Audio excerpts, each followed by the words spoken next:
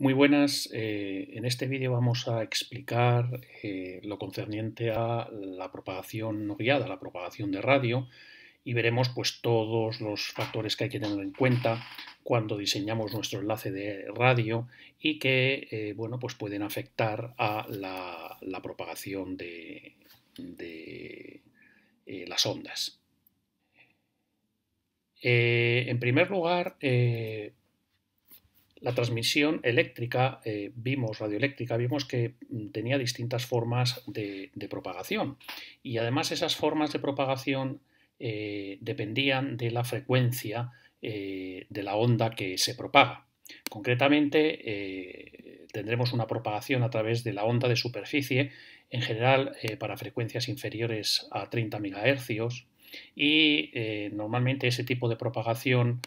suele ser de alcance largo y suelen ser propagaciones estables, no varían con el tiempo. Otra forma de propagación es a través de la onda llamada ionosférica, recordáis que es aquella que se refleja en la ionosfera, y en ese caso normalmente suelen ser frecuencias entre 3 y 30 MHz. También suelen ser grandes alcances, pero en este caso tenemos inestabilidad, puesto que esa capa ionosférica es una capa que, como también vimos en su día, era cambiante, pues por ejemplo, dependiendo de la actividad solar. Es una capa de ionización, y el Sol, con sus distintos estados de emisión de rayos hacia la Tierra, pues provoca variaciones de esa capa ionosférica y por tanto afecta a la propagación cuando ésta se realiza a través de ondas ionosféricas. Luego está la onda espacial, para frecuencias superiores a 30 MHz, y en este caso hay tres posibilidades: que sea a través de onda directa, donde lo que hacemos es la onda entre el transmisor y el receptor es, digamos, directa. Si pudiéramos verlo, digamos, habría observación directa entre uno y otros, o sea, el receptor es alcanzado de una manera directa por parte de la onda del transmisor. Luego estaría la onda espacial propagada, digamos, por onda reflejada, donde hay una reflexión, es necesario que haya una reflexión para que el transmisor se comunique con el receptor. Y por último, las ondas espaciales, pero donde hay una reflexión multitrayecto, donde ya no solamente hay una onda reflejada, sino, bueno, pues hay muchas reflexiones, y al final el receptor recibe pues el conjunto de esas reflexiones. Sería el caso, por ejemplo, típico de la propagación que se produce, por ejemplo, dentro de los hogares, de las casas, entre el punto de acceso Wi-Fi y vuestro ordenador, por ejemplo. Y por último tenemos la llamada onda de dispersión troposférica, donde recordáis que la propagación se producía precisamente porque la troposfera, bueno, pues había una dispersión de la onda, y eso provocaba un modo guiado, una guía de la onda. Y lógicamente pues es un modo que es inestable por la propia inestabilidad de la troposfera, que, como sabéis, es donde se produce el tiempo atmosférico. Vamos a hablar del concepto de lo que es la propagación radioeléctrica con y sin reflexiones o sin interacciones con otros objetos, digamos, ¿no? Entonces, para ello voy a utilizar del doctor Simó esta analogía. Supongamos que tenemos dos naves espaciales a distancia visual que están flotando en medio del vacío, del espacio, y estas naves pues tienen unos mástiles y unas antenas directivas enfrentadas una hacia la otra, y entonces la radiación que llega a cada una es la que le llega por propagación directa desde el otro compañero. O sea, el único rayo que se recibe es el directo, y por tanto, como sabemos, la propagación en este caso es una propagación que tendrá unas pérdidas de espacio libre y experimentará un fenómeno de atenuación que, como en su día vimos, es consecuencia directa de la naturaleza de ondas esféricas, de los frentes esféricos de las ondas.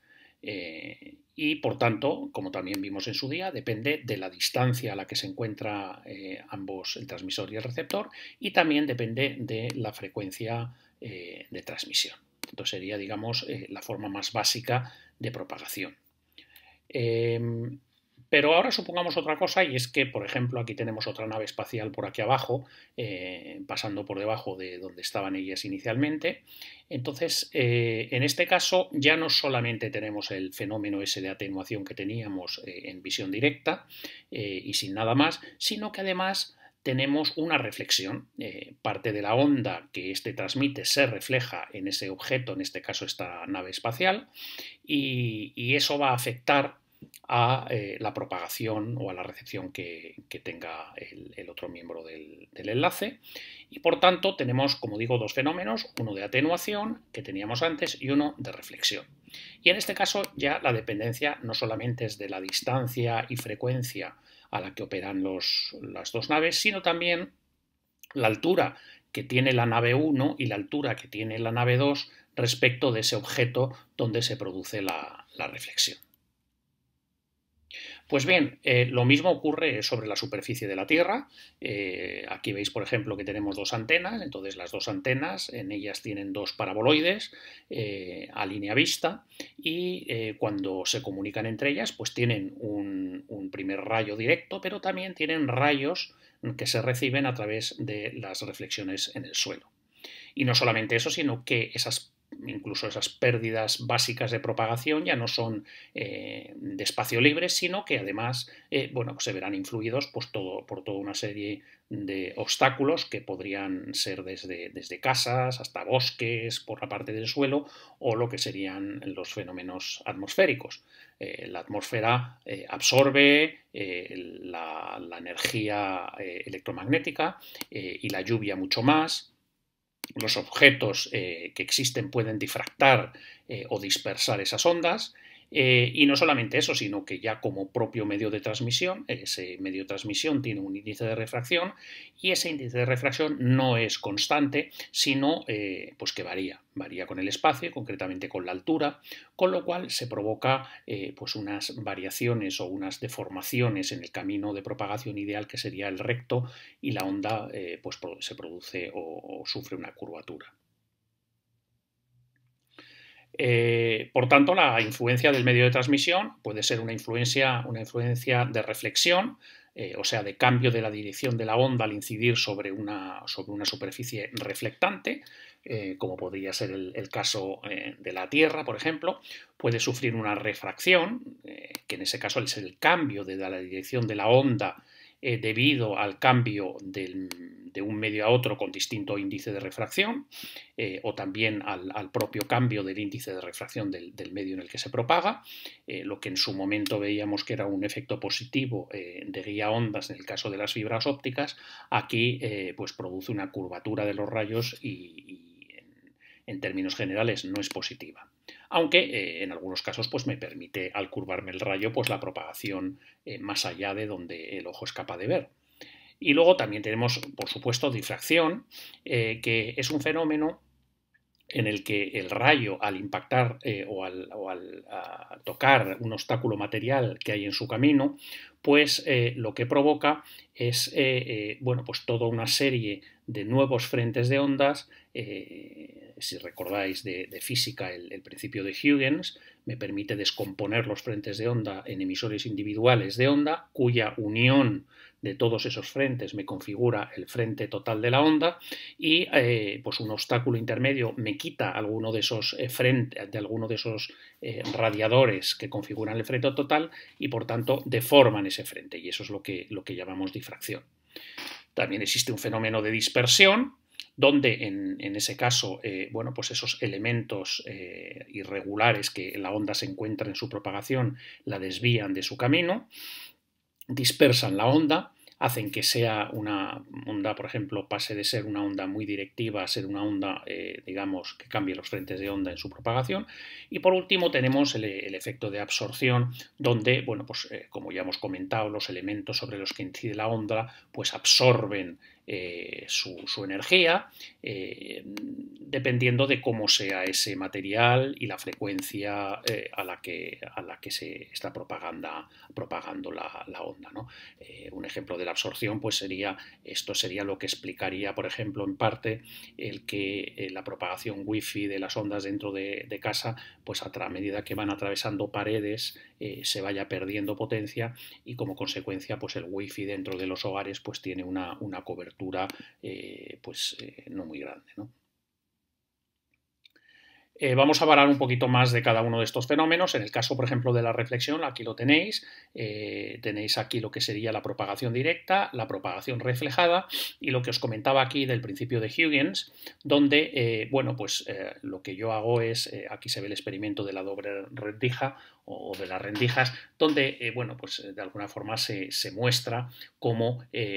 al atravesar, al poner obstáculos entre media de la propagación de las ondas, pues lo que estoy haciendo es solamente dejar alguno de los frentes de remisión de onda de frente de onda, y entonces deformo la forma en la que se propagaba la onda. Aquí podría ser una onda con frentes planos antes de incidir en esta rendija, y a partir de ella pues se transforma en una emisión en frentes esféricos, que a su vez al llegar a otra pantalla donde tengo en este caso dos agujeros, dos rendijas, pues en ese caso estoy generando otros dos frentes de onda esféricos, donde ya además entre ellos provocan una interferencia que en algunos casos es constructiva, en algunos casos es destructiva, dependiendo, como ya conocéis de otros cursos, de la diferencia de caminos en el punto de incidencia en la pantalla, y veis ahí las distintas franjas que se generan. Bueno, pues estos serían, por ejemplo, efectos típicos en este caso, de la difracción de las ondas, ¿no? En comunicaciones móviles, especialmente en el rango de las microondas y en entornos urbanos, pues lo que tengo es muchos efectos acumulados como el de la reflexión, donde, por ejemplo, veis aquí una antena base y un punto de recepción que no solamente recibe el rayo directo, sino además el rayo reflejado de los distintos modos de propagación, y todos ellos se suman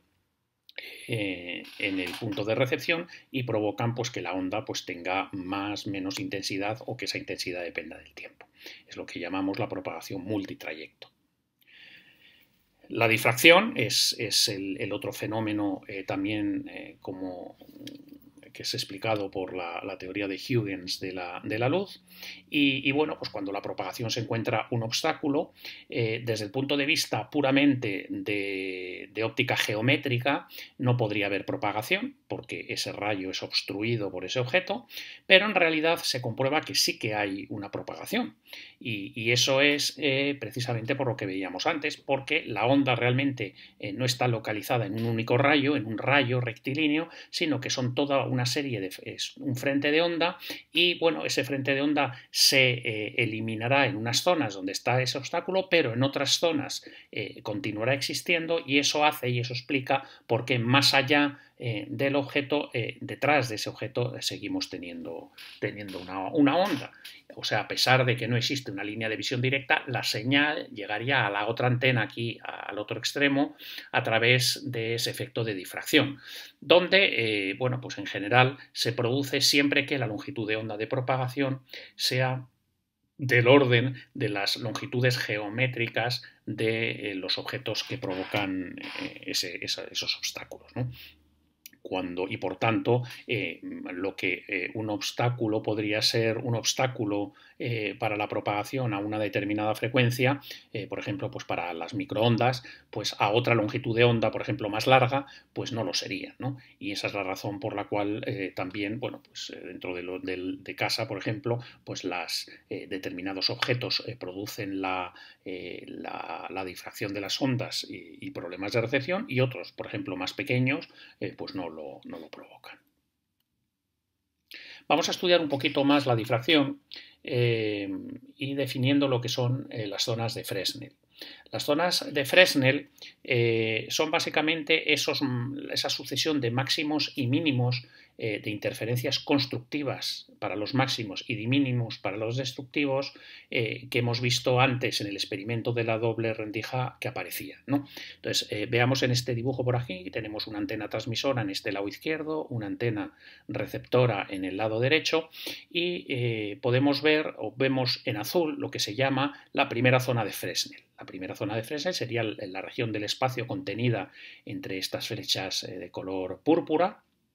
Y como podéis ver, el objeto que produce esa difracción ese sería esta barrita negra que hay en medio, a una distancia de 1 del transmisor y una distancia de 2 del receptor, y por lo tanto la zona de Fresnel pues es una zona donde lo que tendríamos básicamente es como un paraboloide, ¿no? Si esto lo revolucionamos en torno a ese objeto que produce la difracción, pues lo que genera es un volumen tridimensional que es un paraboloide. Y esa es la primera zona de Fresnel, como digo, donde se producen interferencias constructivas, o sea, el desfase, digamos, entre las ondas de cada uno de los frentes a ambos lados del objeto, pues están desfasadas menos de pi, radianes, y entonces a la derecha se produce una interferencia constructiva y por tanto cualquier modo que se propague dentro de esa primera zona de Fresnel aparecerá al otro extremo difractado, pero aparecerá al otro extremo. Mientras que la segunda zona de Fresnel, que se encontraría entre esas flechas púrpura y las flechas amarillas, sería una zona más externa a la primera zona de Fresnel, en esa zona sí que se producirían zonas destructivas, o sea, interferencias destructivas. En ellas el desfase entre los caminos estaría entre pi y 2pi y por tanto se producirían zonas destructivas. Y por tanto no contribuirían a la propagación de ese rayo al otro extremo del obstáculo. Entonces aquí vemos el efecto, ¿no? Cómo afectaría un obstáculo mediante la difracción que provocaría en función de lo grande o de lo que obstruya ese obstáculo o no la propagación. Pues aquí lo podemos ver. Si ese obstáculo, como veis, no toca la primera zona de Fresnel, pues el efecto a la derecha sería, de hecho, positivo, porque estaríamos eliminando parte de la energía destructiva, la que quita energía al otro lado, preservando la energía, la propagación constructiva y por tanto bueno, pues sería un efecto positivo de tener una mayor potencia, o sería el punto donde tendríamos más potencia al otro extremo, ¿no? En el otro extremo sería este que tenemos aquí debajo, donde el obstáculo interfiere completamente la primera zona de Fresnel, con lo cual pues a la derecha pues tendríamos muy mala o nula recepción, porque ya no solamente la destructiva llegaría poco, pero es que sobre todo es la primera zona de Fresnel,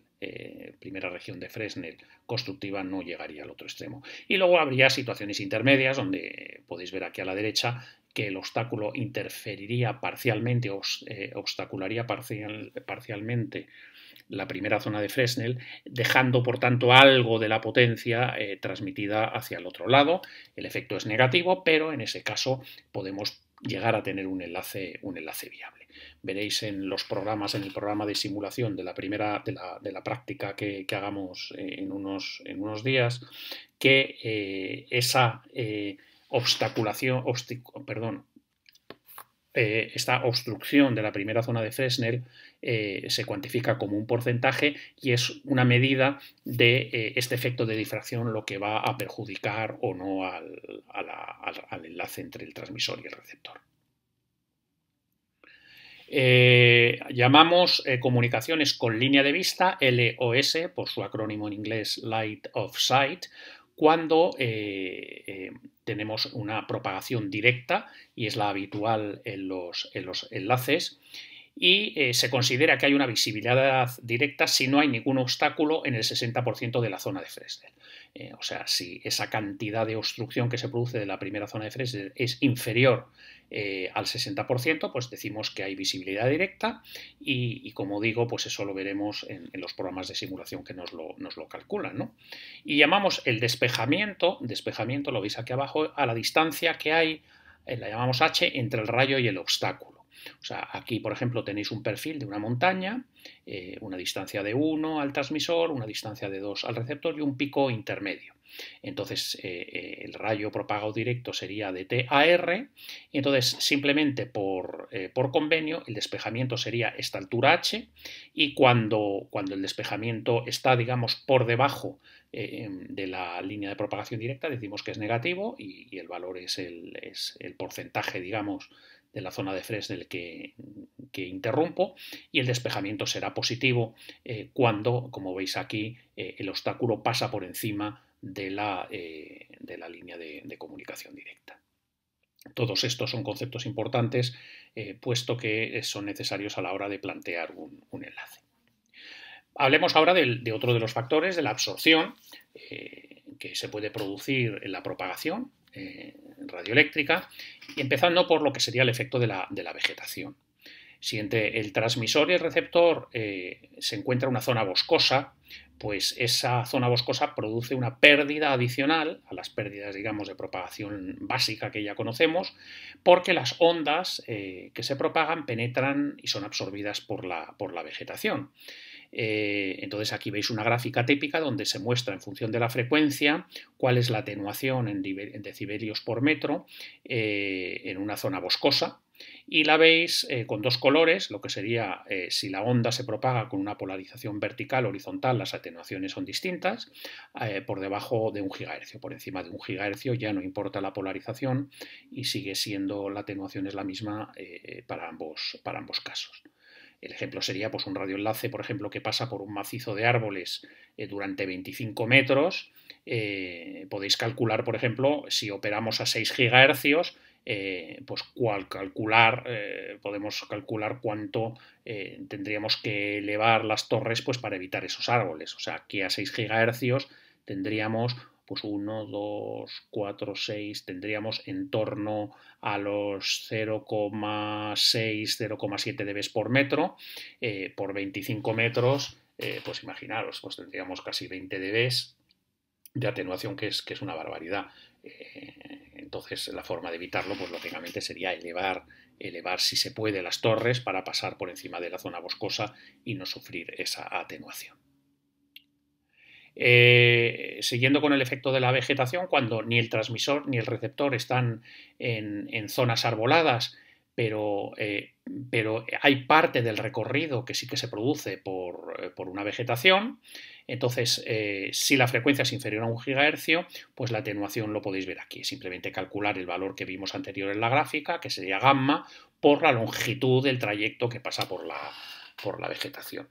Cuando el transmisor o el receptor están en zonas arboladas y la parte del recorrido en bosque es D, pues la pérdida, llamando LM a la pérdida, si todo el recorrido fuera en el bosque, pues la pérdida en ese caso por vegetación sería calcular como si todo el recorrido del radioenlace fuera en el bosque, pero multiplicándolo por un factor que sería 1 menos elevado a menos D, que es el recorrido en el bosque, por gamma partido por L sub m, ese recorrido que hemos visto en el bosque. Y cuando pues esta atenuación que nos sale es alta, donde típicamente esto se produce cuando las frecuencias son altas, por encima de los gigahercios, pues ahí tenemos que utilizar otras aproximaciones. Por ejemplo, considerar pues, que hay difracción, ya no solamente hay atenuación, sino difracción, o incluso pues, dispersiones, reflexiones, etcétera, cosas pues, más complicadas, ¿no? Otro ejemplo de absorción muy típico es la absorción por los gases atmosféricos. Las moléculas que hay en la atmósfera de oxígeno y de agua típicamente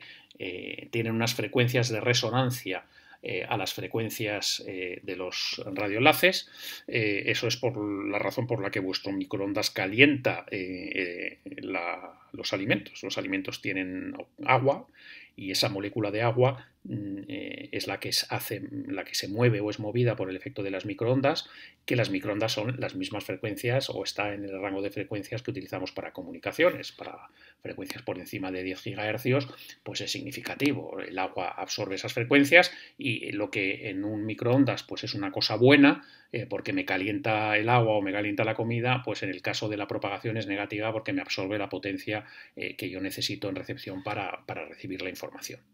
En trayectos poco inclinados, próximos al suelo, para una distancia d, esa atenuación se puede calcular como una atenuación específica que se llama gamma A, que en decibelios por metro, por la distancia de ese trayecto, donde a su vez esa atenuación específica pues, se puede dividir pues, en una atenuación proveniente de las moléculas de oxígeno y otra atenuación proveniente de las moléculas de agua. Esa sería la forma de calcularlo en este caso. Aquí tenéis un ejemplo de la atenuación específica en decibelios por kilómetro en función de la frecuencia debido a distintas moléculas. En agua lo tenéis en azul, el aire seco, el oxígeno en aire seco lo tenéis en rojo, en verde, bueno, pues tenéis el aire húmedo sería, y bueno, pues veis aquí, perdón, en verde tendríais el total de los distintos gases que puede haber en la atmósfera y lo que podéis ver es que hay también, como ocurría en las fibras ópticas, hay unas ventanas espectrales de propagación, unas ventanas donde la atenuación específica es más baja y por tanto, bueno, pues conviene que si elegimos una frecuencia de propagación sea dentro de esas ventanas para no estar en medio de un pico y que nos provoque la absorción del agua o del oxígeno, nos provoque una atenuación de la potencia. La lluvia también es otro efecto importante de cara a la absorción. En enlaces troposféricos y de satélite es una componente importante de la atenuación, más allá de 6 GHz, y en general es complicada de hacer cálculos porque normalmente pues, la lluvia es un efecto, como sabéis, probabilístico, no siempre ocurre, y entonces bueno, pues hay que tener en cuenta lo que sería ese porcentaje de tiempo donde la lluvia rebasa una determinada intensidad, pues para tenerlo en cuenta. Además, la lluvia, además de atenuar la señal, produce otro efecto que se llama despolarización. Despolarizar una onda básicamente es si esa onda, por ejemplo, estaba polarizada de una forma, por ejemplo, polarización vertical, la despolarización es que cambio esa polaridad y deja de ser puramente vertical y típicamente, bueno, pues tiene ya componente vertical y horizontal. Entonces, bueno, pues si la antena de recepción estaba diseñada para recibir de una forma óptima una polarización vertical, esa despolarización provoca una pérdida de potencia en recepción, puesto que la polarización a la que me ha cambiado parte la lluvia, pues no será recibida por la antena, no será detectada por la antena. Vamos a hablar finalmente de los desvanecimientos. Los desvanecimientos serían también en reducciones de esa potencia de recepción, pero ya no serían digamos, disminuciones sostenidas en el tiempo, sino serían disminuciones que van y que vienen, ¿no? Que tienen un carácter pues más aleatorio. Aquí veis el ejemplo, un ejemplo que explica la razón. Aquí tenemos un receptor de radio que recibe de una estación base una señal directa, que veis aquí en azul, pero un poco más lejos tenemos otro obstáculo donde bueno, pues se produce un rebote y eso pues hace que le llegue al receptor también otra onda reflejada. Como sabemos de hace un momento que lo hemos comentado, esas ondas pueden interferir constructiva o destructivamente y por tanto yo voy a tener aquí una fluctuación de la potencia recibida que si este objeto estuviera quieto pues sería constante, pero como estos objetos se pueden mover, aquí veis el ejemplo de una avioneta, pues esa fluctuación va a variar con el tiempo. Ese sería un ejemplo típico de un desvanecimiento, algo que se provoca una disminución de la potencia y luego se recupera la señal. Ocurre también cuando el terminal está en movimiento, o si yo tengo un vehículo por aquí, por una carretera, pues lógicamente si ese vehículo se va moviendo, esa configuración de reflexiones que le llegan va a ir cambiando y entonces, bueno, pues voy a tener esos desvanecimientos, que en inglés se llaman fading o fadings, que pueden tener además una naturaleza variada. Aquí veis a la derecha, por ejemplo, puedo tener unas variaciones a una escala de tiempo larga, puedo tener, bueno, pues en segundos, por ejemplo, puedo tener esta gráfica en segundos, pero luego puedo tener pequeñas variaciones en el tiempo también y todo ello pues me configura el desvanecimiento total. Bueno, vamos a acabar ya este vídeo de la propagación no guiada y espero que os haya quedado claro y espero veros en el siguiente vídeo. Un saludo.